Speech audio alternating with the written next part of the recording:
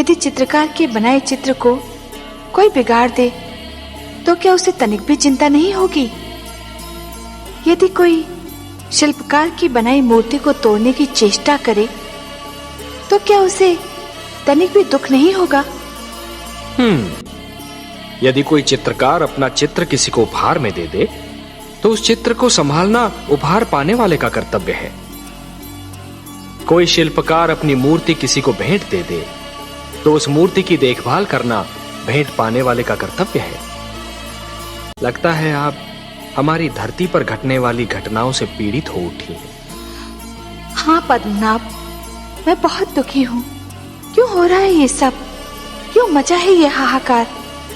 प्रेम बनाया था तो घृणा क्यों बनाई?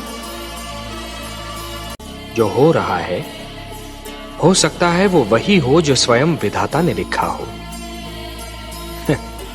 और अपना लिखा तो स्वयं विधाता भी नहीं मिटा सकते ना। हे महादेवी, हो सकता है कि ये मानव की परीक्षा हो, उसके कर्मों की परीक्षा हो।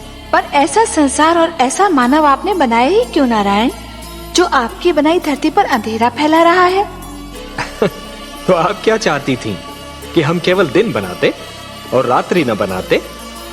फिर मानव को अंधेरे उजाले का अंतर कैसे जान पड़ता? विष न होता तो अमृत की महत्ता कैसे जानी जाती? पुष्प के साथ कांटे न होते तो पुष्प के सौंदर्य को कौन जान सकता? पतझड़ न आती तो वसंत ऋतु इतनी सुहानी कैसे लगती? हमने मानव को बनाया है देवी। मानव इतिहास को बनाने का कार्य हमने अपने हाथों में नहीं रखा, वो तो उसी पर छोड़ दिया है। अभी तो उसे अपनी शक्ति का आभास हुआ है।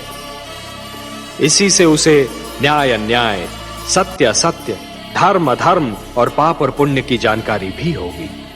हमने बुद्धि दी है मानव को, विवेक दिया है उसे। और यदि मानव ने विवेक से कार्य नहीं किया तो? यदि धरती पर रात्रि इसी प्रकार दिन को निगलती रही तो? अंधकार प्रकाश को डसता रहा तो? तब क्या करेंगे आप? चिंता मत कीजिए देवी।